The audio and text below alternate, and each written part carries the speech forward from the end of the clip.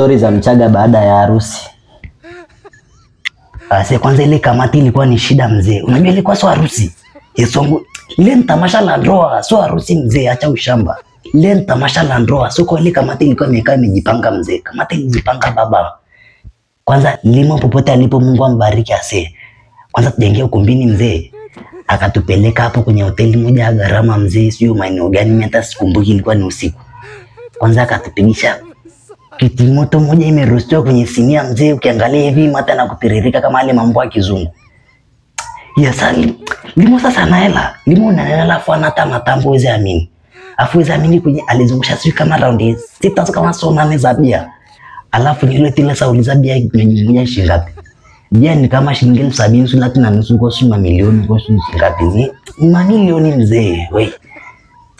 Tuma basi hata 10,000 hapo nipige bia mbili nikae kiaskari. Mkute mpare.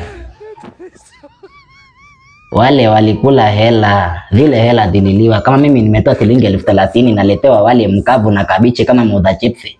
Sasa ungesema kila mtu atoke na chakula chake nyumbani waone kama mimi sikodise wa maltile wa hiyo 30. Alafu ite wakajifanya wataki vinywaji vya kwenye manani huko, vile vya makreti. Wakasema iti wasage juisi kama wadhungu. Harika sika hatokea Pwani. Tumeletewa kajuisi cha paseni ni kichachu iko kama nyongo ya farasi. Harika niliwaambia mimi mtanipa hiyo 15,000 iliyobakia. Hiyo nyingine chukueni. Tena umenikumbusha ngoja nidai hapa. Hata kama imepita miezi 3 nataka hela yangu kwa kweli. Huyu si chizi anaonekana. Huyu chizi.